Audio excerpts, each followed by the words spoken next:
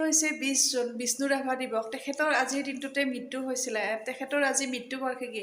তেওঁৰ বিষয়ে আমি সকলোৱে জানো। তেখেতে আমাৰ সাহিত্য সংস্কৃতিলৈ বহুতো অৱদান আগবঢ়াই থৈ গৈছে। তেওঁক মোৰ ফালৰ পৰা বহুত বহুত প্ৰণাম জনাইছোঁ।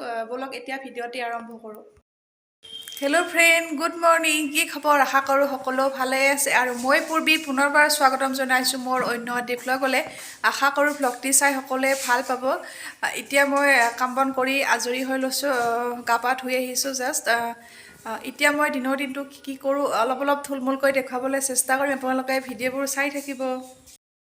এতিয়া মই ভাত পানী বনাবলৈ আহিলোঁ। কি ৰান্ধোঁ তাকে ভাবি আছোঁ। যিহেতু আজি সোমবাৰ, নিৰামিষ চলে আমাৰ, তো ভাবিলোঁ ফুল আছিলে, ফুল কাটি লৈছোঁ, সৰু সৰু দুটা আছিলে আৰু আলু দিছোঁ। চিম্পুলকৈ বনাম, একেবাৰে নিৰামিষ আজি সোমবাৰ। আৰু কিবা এটা ভাজি এখন বনাম। আজি এইদৰে ৰান্ধি খাম বুলি ভাবিছোঁ। এয়া লৈছোঁ মচুৰ দালি, অকণমান গোটা জিৰা, আদা নহৰু অকণমান থেতালি লৈছোঁ, আৰু পিঁয়াজ, সৰু পিঁয়াজ এটা। এইখিনি মই ধুনীয়াকৈ চিম্পুলকৈ ৰান্ধিম এতিয়া।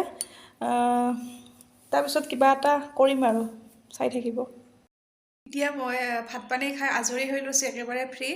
যিটো মই ৰান্ধিলোঁ এতিয়া ফুল আলু দালি, সেইখিনি চিম্পুলকৈ বনালোঁ। যিহেতু খাই বহুত ভাল লাগিলে, আপোনালোকে তেনেকৈ বনাবলৈ মই লাষ্টৰখিনি দেখুওৱা নহ'ল বাৰু। সেইদৰে বনাই খাব, একেবাৰে চিম্পুল। আৰু এতিয়া মই যিহেতু ফ্ৰী হৈ লৈছোঁ, কিবা এটা কৰিম বুলি ভাবিছোঁ। লগতে আপোনালোককো দেখুৱাই ল'ম কি কি কৰোঁ, বলক চাই ল'ম। এয়া বৈ লৈছোঁ এখন বোৱা চাদৰ।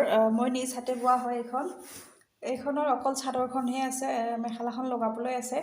থুপিকেইটা বান্ধিছিলোঁ, কিন্তু কালাৰটো মোৰ মানে মিলা নাছিলে ভালদৰে। তো আজি এইকেইটা খুলিম লাহে লাহে, এটা এটাকৈ এইদৰে কাটি দিম। মই এইকেইটা ৰঙা দিব লাগিব। মই মানে তেতিয়া মানে কি হ'ল, যেতিয়া থুপিকেইটা লগাইছিলোঁ তেতিয়া ৰঙা সূতাটো নাছিলে মোৰ ওচৰত। তো ভাবিলোঁ কলায়ে কাম চলা, কিন্তু কলাটো ইমান এটা ফুটি উঠা নাই। তো এইখিনি খুলিম। তাৰপিছতে মই কৰিম এয়া ব্লাউজ এটা কাটিং কৰিম। তো ব্লু কালাৰ হয়, এইখিনি উলিয়াই থৈছোঁ।